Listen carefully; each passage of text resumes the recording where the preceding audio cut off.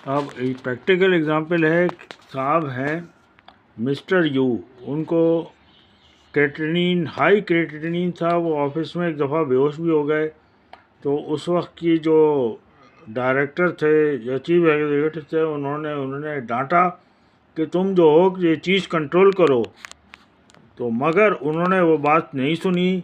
अब जब नहीं सुनी तो ओवर द ईयर्स अब वो डायलिसिस पे चले गए।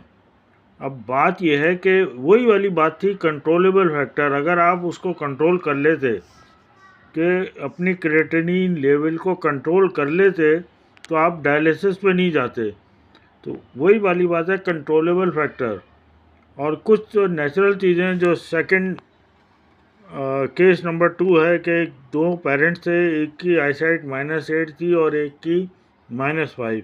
अब उनके यहाँ जो बच्चा हुआ उसकी 2 साल बाद में -2 से लेके टिल 40 तक, -17 तक आईसाइट पहुंच गई,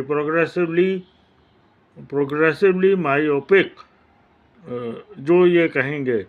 अच्छा, अब ये सेकंड इफेक्ट ये होता है कि अगर किसी की आईसाइट नॉर्मल है और -5 है तो उसका इफेक्ट या तो zero effect, neutralization effect, perfectly 6/6 हो, कि कोई एक माँ बाप परफेक्टली हो और अगर किसी की हो तो उसका न्यूट्रलाइजेशन इफेक्ट हो।